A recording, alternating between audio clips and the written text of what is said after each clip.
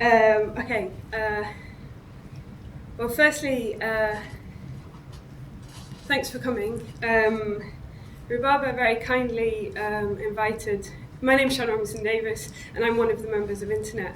And Rhubaba very kindly invited us to come here and speak about our work, which we've kind of deferred that process and instead invited a special guest whose work that we've followed for a long time, and who we're very excited to have here today talk about his work. So I'd like to ask you if you could join me in giving a very warm round of applause welcoming the Pink Panther.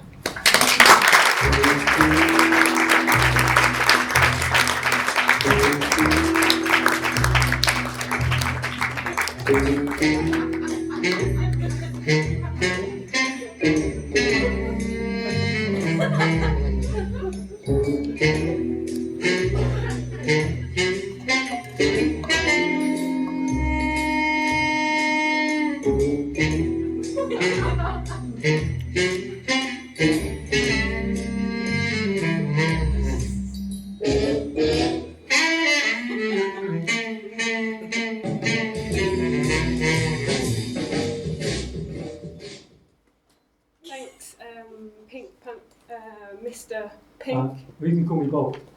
Bob, right. Or Pink Panther's fine as well. But you are the Pink Panther.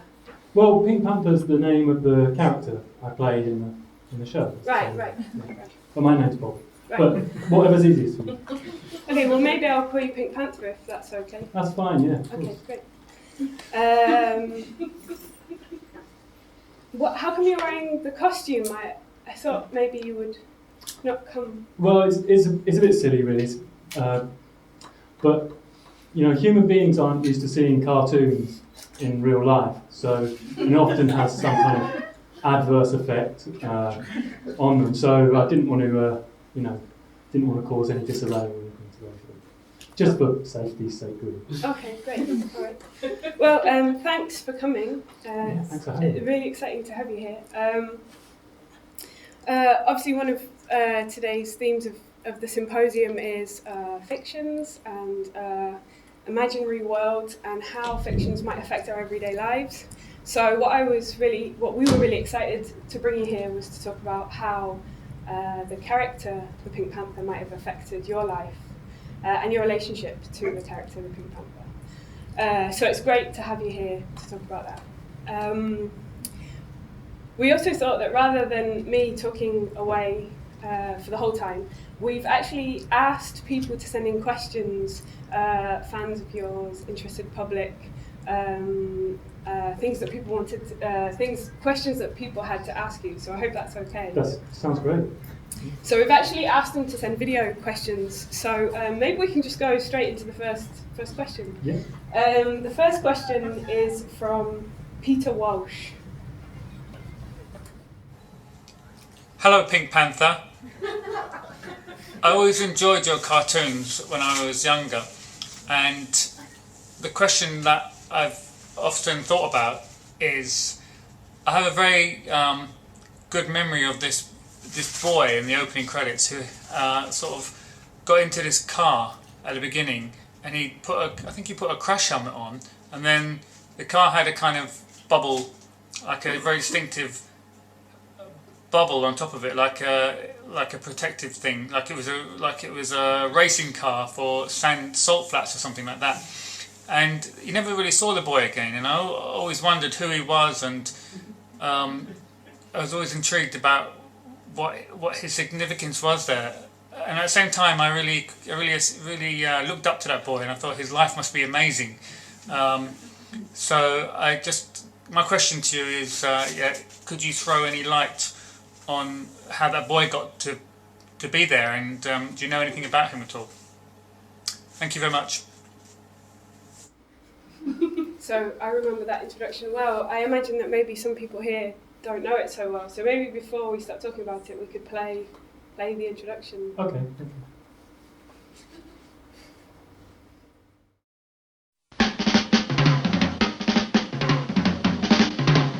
Think of all the animals you've ever heard about, like rhinoceroses and tigers, cats and mink.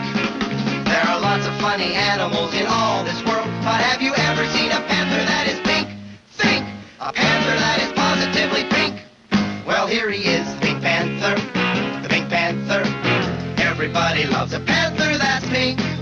He really is a groovy cat, and he's a gentleman, a scholar, he's a acrobat. He's in the Pink Panther, the rink-eating panther. And it's as plain as your nose that he's the one and only truly original panther, pink from head to toe. Yeah, he's the one and only truly original panther, Pink Panther from head to toe. Great. Yeah. What a great intro. Corny music. Corny, yeah. Oh, so well, I never understood that really. When you've got this this great theme tune, this Henry Mancini Of course. piece of music, and then it's really the producers that wanted this. They wanted it to be more fun for kids, blah blah blah. So they had Pink Panther, they blah, had blah. quite a lot of creative control over those things. Yeah. I mean, in the early days of the show, we needed the money really, so we had quite unscrupulous producers. And the boy who's the boy, yeah. I mean, this is one of the producer's sons. Oh, I see. There's a bit of nepotism going on in the intro. Yeah, he really wanted his son to be involved somehow, so had this idea like, yeah, we're going to get you and Clouseau in the back of the car. My son's going to drive it. The son is like 11 or 12 years old. He obviously hasn't done hasn't got a driving license, and he's not going slow there either. It's quite scary. It was terrifying, to be honest. And me and Clouseau looked quite calm and collected. I mean, we're actors, it's our job, but, Yeah. I was fearing for my life, really. Wow. But, yeah, so that's the story behind Changes it completely. it. Okay, great. Let's go to the second question from James Bond. Okay.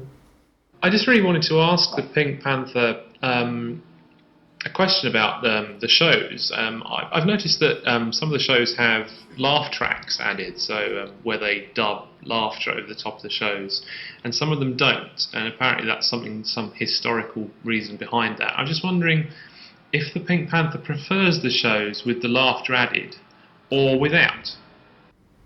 Yeah, interesting. I've noticed that. Do you know the reason for some of them having? Yeah. What it is well, this is a time when home televisions are becoming more of a regular thing in suburban homes, especially. But before that time, the way you'd encounter cartoons would be in the cinema. So you had this collected experience of hearing everyone laughing along with you as you watch the cartoon before the main feature starts. And obviously, going to TV where you haven't got that audience situation, that dubbed laughter was a way of trying to replicate that experience. And it was really an interesting time to experiment with the form of television, really. And yeah, so they were trying it with and without to see what people like best, I suppose. And which do you like best? I think I like it with best, with laughter. Sorry, I realised I didn't offer you any water. Would you like some water? Oh, fine. Okay, let's go to the next question then. Dennis Shep. Dear Mr. Panther, in the media there's recently been a lot of speculation about your sexuality, which is certainly not unrelated to your fashion style. Would you like to briefly comment on this? I always get this question from cats. Always. Well, I'm sure there's probably some people here who might be interested. I mean, only if you're comfortable talking about it. Well, it's not that I'm uncomfortable talking about my sexuality, but it's just something that it's not quite the same for animals as it is for humans, and I don't really know how I'd explain that to you. It's just there's not really a parallel between Okay. panther sexuality. But why do you ask? Why do you say that you always get that question from cats? Because surely they would be the same with an animal. I'm a big cat. This is a domestic cat. The reason I say that is because domestic cats, they've been around humans a long time, and there's a very tactile relationship between humans and domestic cats. They're being stroked all the time. They're sitting on humans' laps. It's not exactly eroticism, but it's a sensuality. It's a sensuality that cats are picking up from humans. and vice versa as well. And this has been this has been exaggerated definitely in the last 10 years with the advent of the internet. Lots of, I mean, how many videos on YouTube are cat related? I'd like to see a pie chart of that. But yeah, it's definitely becoming. They're kind of simulating human brains. Yeah, I think so. It's fascinating. Thanks. Thanks. Okay. Let's go to the next question from Netta Bacon. Okay, vamos. So Dooley, what do you want to ask Mr. Pink Panther? I always wondered if Pink Panther, if you were already pink when you were born. Were you born pink?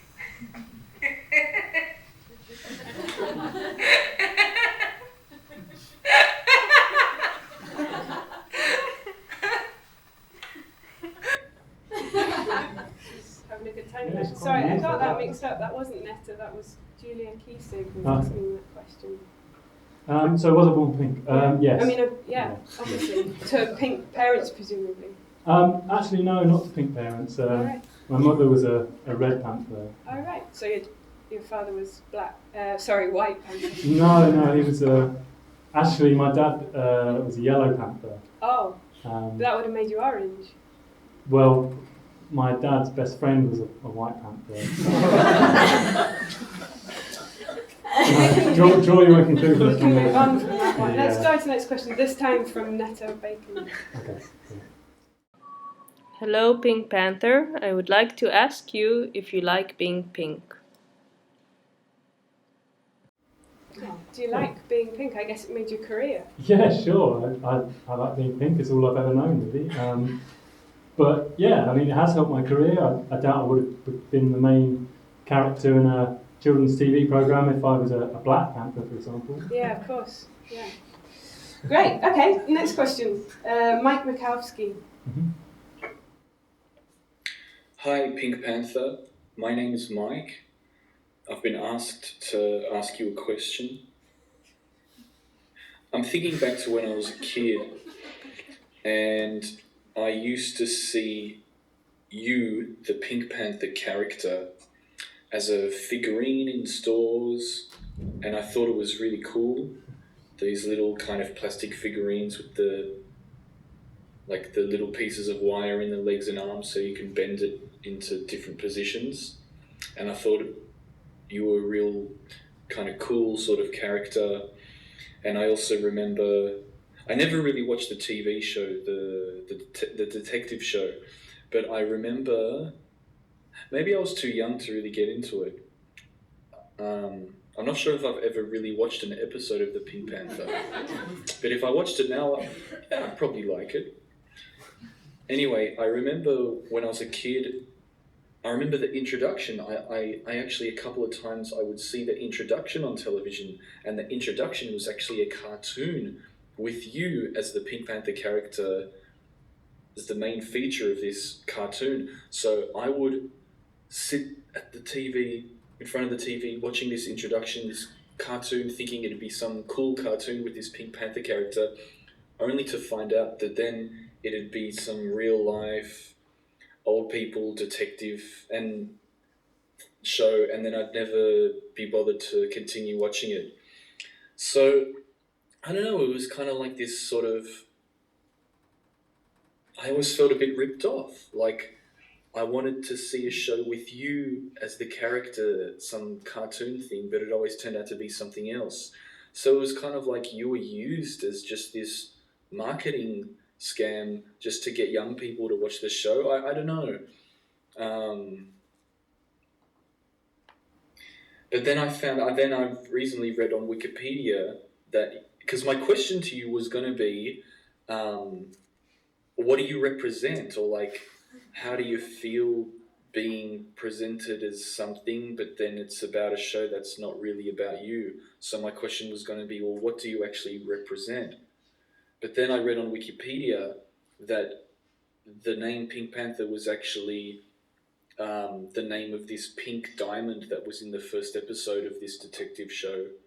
So I guess they turned the name the literal name, the Pink Panther, into a Pink Panther cartoon character, and you became it. I wonder if you felt a bit used somehow, that you were just this, I don't know, I wonder if you felt like you were some sort of used as a scam just to get people to like the show more. But then you had your own identity, you had your figurines, and then you, in the end, I think you got your own show. It's this cartoon, like the Pink Panther cartoon show. But then, by the time that came out, I never really watched it. Maybe then I was too old for that.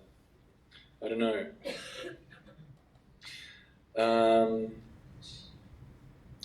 My question, my question is, would you please be able to sing your favourite song? In your natural singing voice, whatever song you like. I think that would be very nice. Okay, bye. Got a lot of thoughts, Mike. Long question. So he was referring to the Peter Sellers films where you were in the intro. Absolutely, yeah. The original films, I was happy to get that gig. It was You didn't feel used? No, I went for the audition knowing what the part would be, and knew it would be a small cameo at the beginning, and I had no idea that it would be later turned into a show where I was the star of it. I was quite happy to, as a jobbing actor, just get the part and take the money. It's fine. Yeah. And your favourite song? I don't know if you would be. Well, I don't know if I really believe in favourites necessarily, but one song that I was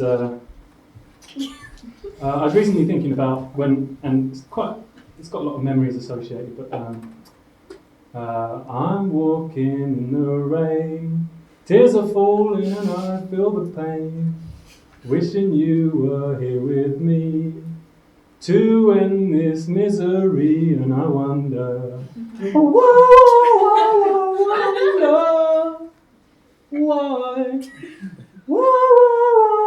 why she went away, and I wonder where she will stay, my little runaway, run away. Del Shannon, run away. Yeah. That was beautiful, thanks.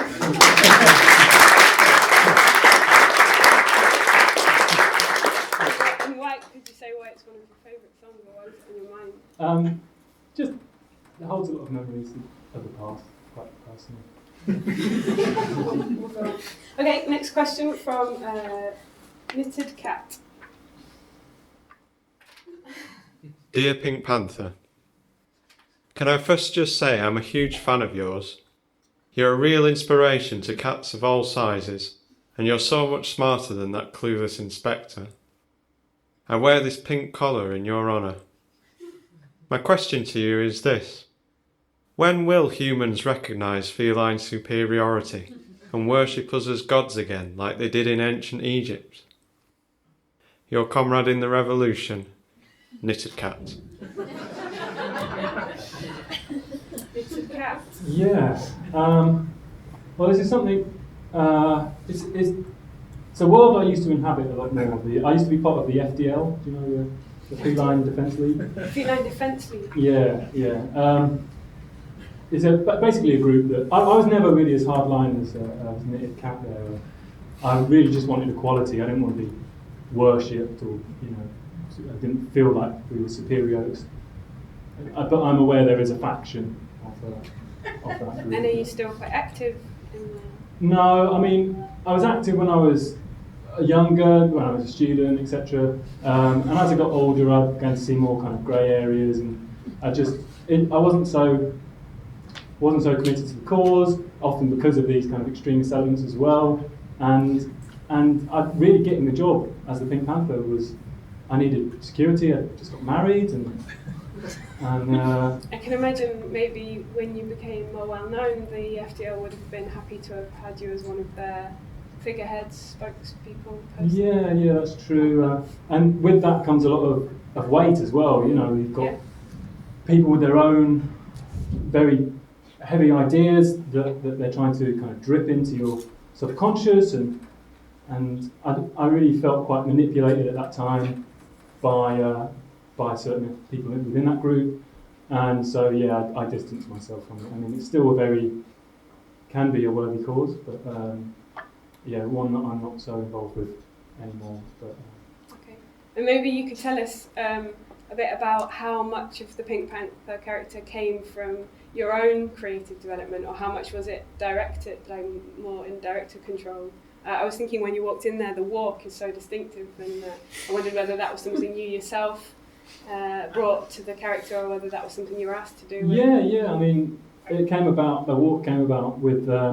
I was in rehearsal one day, and the music was playing in the background, and I was just mucking about. Really, I did that walk, and the director at the time just saw it and exclaimed, do that all the time from now on, that every time. And so that's how it came about. So it was my own invention, but these things are always a collaborative effort, aren't they? Sure. Yeah. And well, I mean, I developed the character in lots of different ways. I've been with the character a long time. Stunts, I always did my own stunts. Right. That's something that, and also definitely with the physical comedy. I mean, the Pink Panther is essentially a mime, really.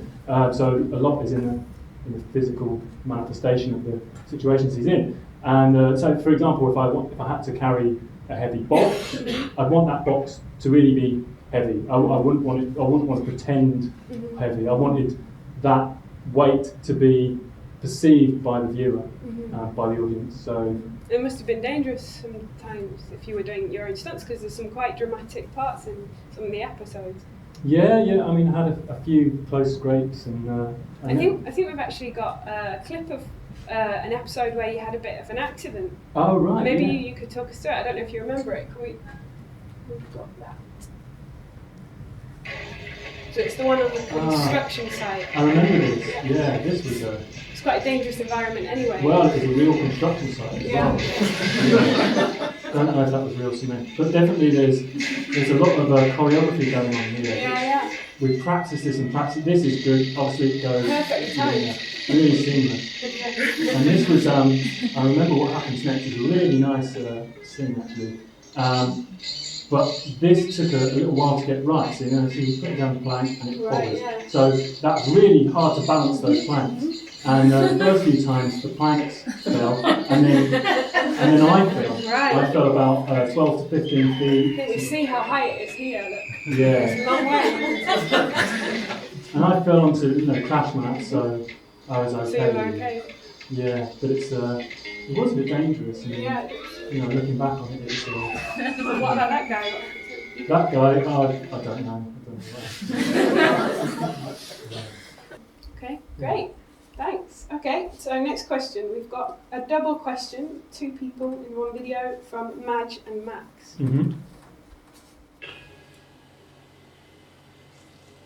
Hello, Pink Panther. Hello! I've got some questions. 2 questions. You want to start? First of all, it's a pleasure to meet you. I've been looking forward to this my whole life. Bo, my panther, says hi. I want to know if you've got a secret special dance to your theme tune. I want to know, do you have a conscience? That is all. Bye. Bye. 2 questions there. The first one: do you have a special dance, a secret? No, just the one you see on screen. No, you don't listen to music at home and have a little dance. No. I mean, it's my work. I wouldn't go home.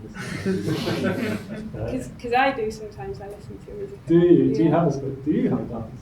Yeah, I do actually. Do you? Yeah. I mean, obviously, I only do that in private. Go on, can you show us? Oh, I mean, I wouldn't do it in front of other people. Why not?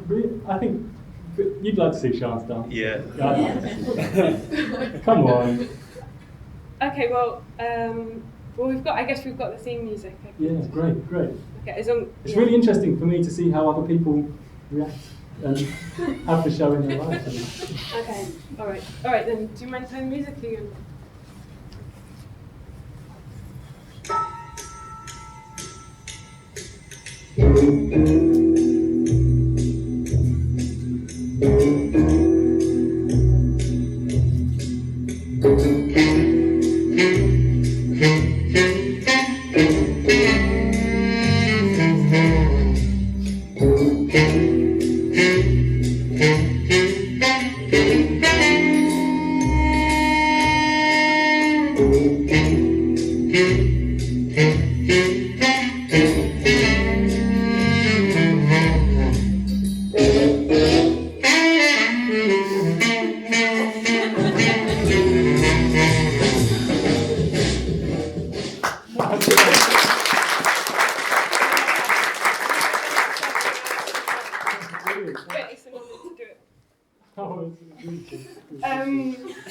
Okay, let's go to the next question. Christina Chung's got a question about dreams. Oh, dreams?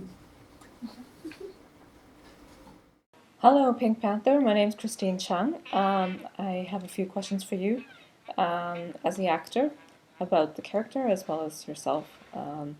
There's a writer, Helena Sixou, Helena Sixou, I hope I pronounced that right. Basically, she writes about dreams a lot and how important that is for the creative process for many writers and artists. And also how basically it can change very many different identities during your dreams. So basically, I'm just wondering for you, as the actor, do you think the Pink Panther has dreams? Is his life actually, in fact, a dream? And if so, then what is his real life like? And also you as an actor, I'm just wondering, what do you dream about? And what do you think about the significance of dreams yourself? Thanks. Interesting question. Interesting, yeah. The Pink Panther as a dream, what do you think about that? Well, I'd like to think of the show as a dream that dreams itself, really. But I like the idea that the show could be the dream of an unseen dreamer, you know, that often in dreams there's this chaotic element, isn't there, that the dreamer is trying to overcome. And a lot of the times in the Pink Panther, the Pink Panther is an agent of chaos, that the chaos is in his way. So in that case, perhaps the show is a human dreamer with the Pink Panther representing animalistic urges. But sometimes then again, the Pink Panther is having things enacted on him, and he's the one in disarray. So in that case, perhaps then the Pink Panther is the dreamer, and the show is his dream trying to work through his everyday anxieties. Right, yeah. Yes, it's definitely It's definitely got a dream-like quality about it, the show. Maybe the silence and the colours, yeah. And you yourself, do you remember your dreams? Oh, yeah. I mean, I dream the same as everyone else. There's an interesting anecdote I can give you actually, where I had some interesting dreams. I was friends with someone who was going through a rough time. He was an insomniac, and we were getting quite close. I was trying to help him through a lot of problems, and I found myself in my dreams being him, and having these strange situations which I didn't really know how to explain. So I talked to him about it. Obviously, you know, I dreamed I was you last night, and X, Y, Z happened to me, and he'd say, "Those are people in my everyday life. These are things that I'm worried about or that happened to me." And so really I was his surrogate dreamer. Wow, so you were doing this subconscious work for him? I was, yeah. And, you know, we eventually, you know, grew apart a little bit, and then those dreams stopped. But it is interesting, the whole idea of dreams and this agent of chaotic. Actually, there's something we never answered about whether I had a conscience.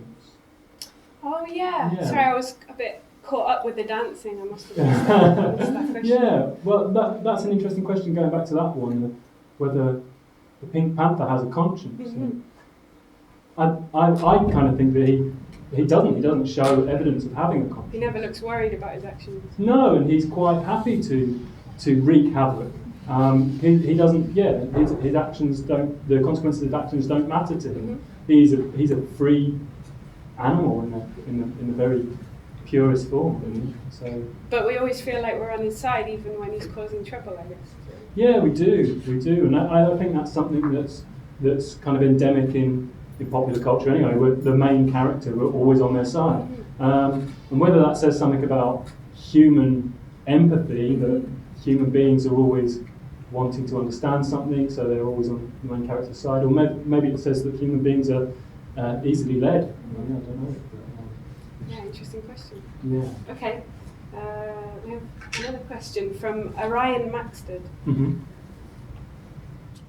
Obviously, you've had a very successful career as the Pink Panther. But do you ever feel like you've been typecast at all? Do you get recognised in the street? And is it difficult to find new roles nowadays? What's it like going to auditions? Do you go to auditions? No, I don't go. I don't go to auditions. It's there's no point in me going to auditions. Everyone knows me as the Pink Panther. Yeah. I've cornered that market, and it's not something that I have a problem with. It's the role of my life. Yeah. I've been doing it for 40, 50 years now. So you don't fight against it? No, I don't fight that at all. Yeah. I'm very happy with the way my career has gone. I've had a very, very privileged trajectory. And people must recognise you in the street, I guess. Yeah, sure. But my fans are always really, really friendly and nice. They really like the character. Mm-hmm. So it's a very likeable character. So they come up to me on the street and are always really nice to me, and it's something that I'm really grateful for. Other Pink Panthers, by the way, don't always have that reaction. How do you mean? Well, I mean, like other Pink Panthers that are walking around, and the thing is, to human beings, we all Pink Panthers look the same. Mm-hmm. For us, obviously. So other Pink Panthers get mistaken for you? Yeah. And some of them really like that, and they're quite happy to sign autographs and post a photograph of children or whatever it might be. Yeah. But I talked to one Pink Panther recently who had this his whole life, and he was really not happy about it. He really made him quite angry, and understandably so. He's a very private person. Yeah.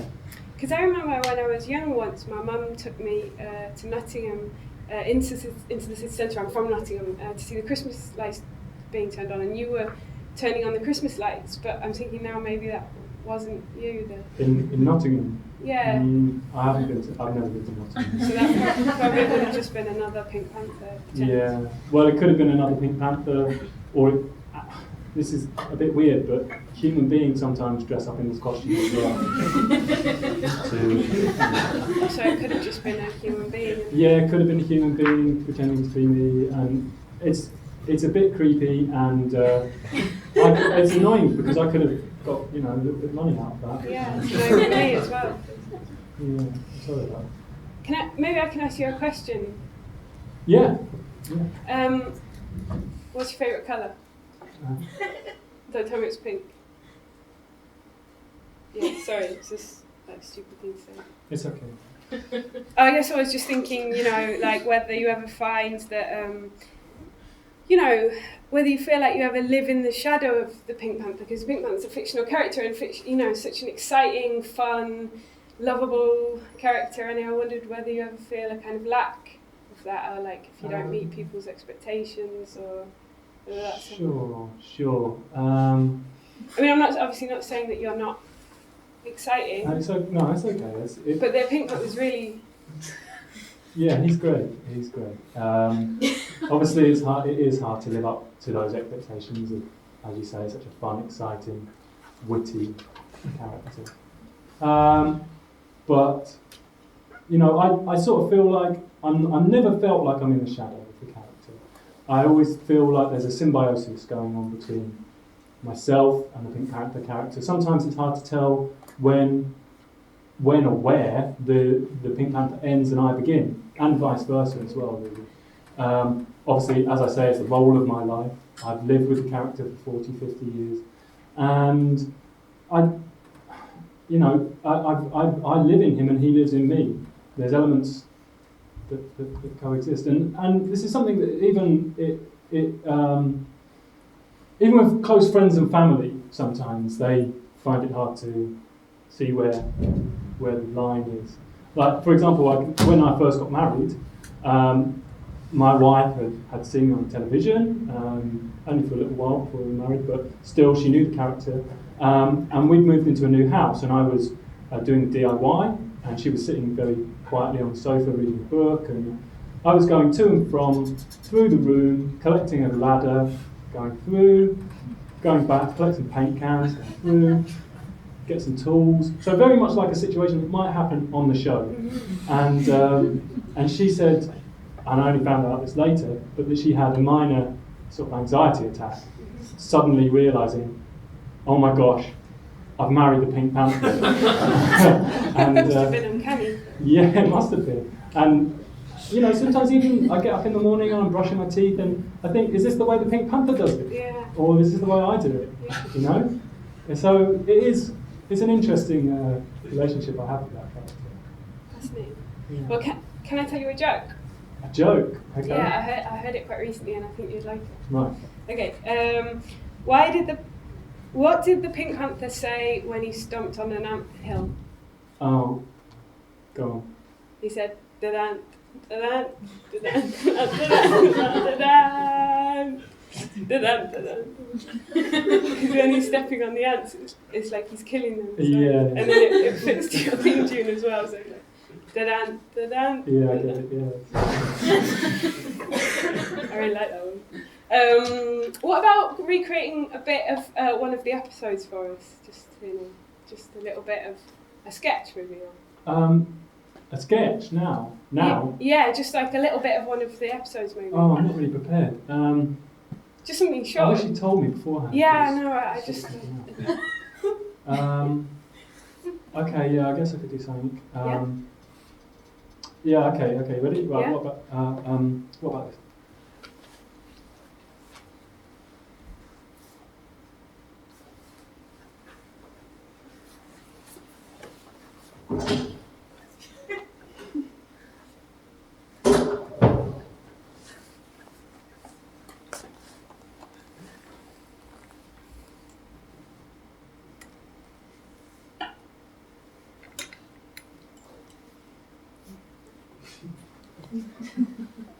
And we'll just go see if he needs a hand.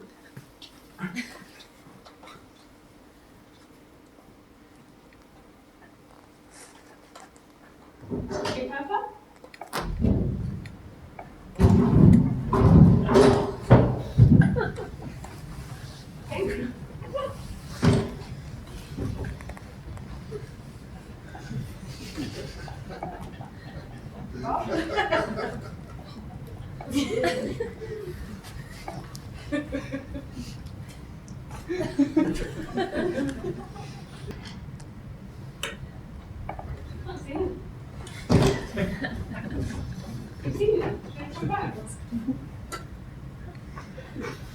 Yeah, he went that way. That way? Yeah.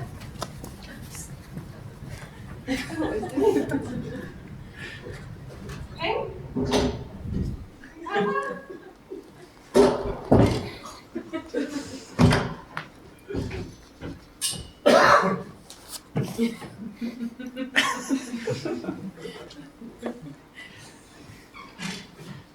There you are.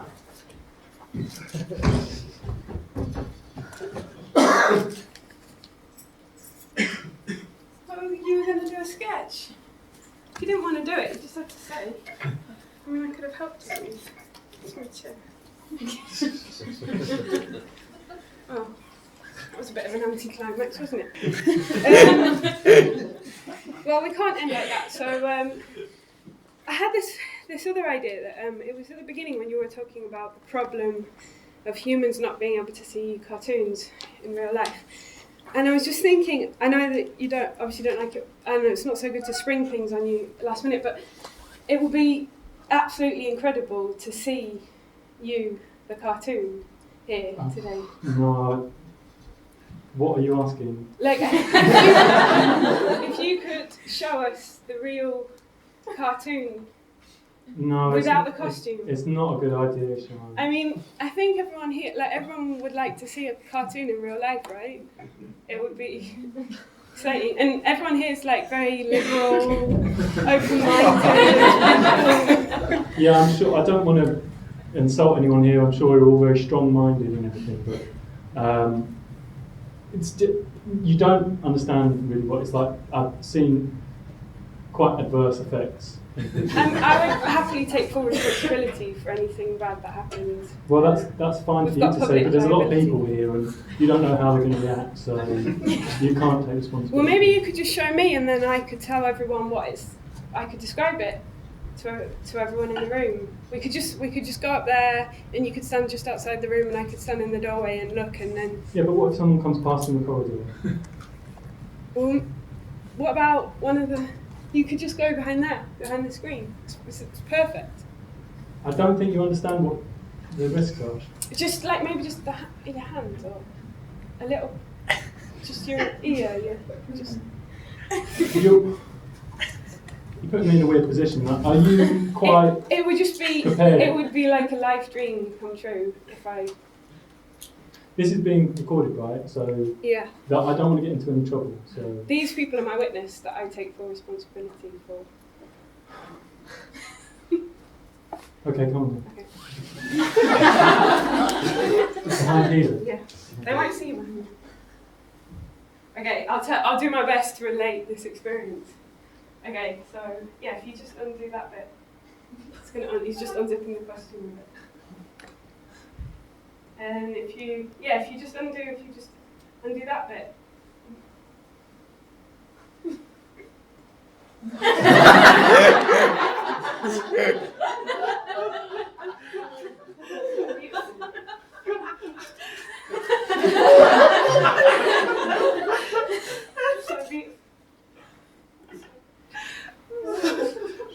Siân? So beautiful. Are you okay? It's beautiful. Hang on. It's so beautiful. Siân? Do you know where you are? Can someone help? Can one of the organisers get some water, please? Someone get some water for Siân. We're going to go out. Okay, just come with me. Oh, thank you. Thanks very much. Siân? Oh, I knew this would happen. Okay, we're going to get you sat down. Come on. Here we go. No, this way.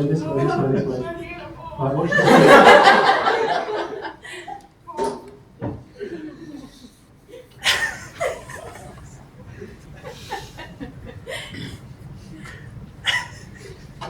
I think should be okay.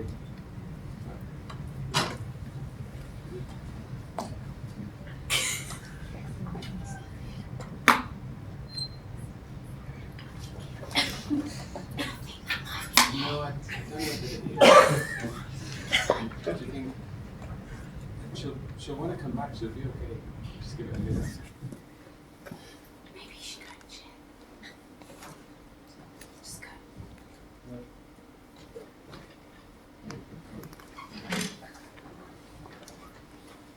She okay? Yeah, okay, I think we'll just move on. Probably. Yeah. That's a clap.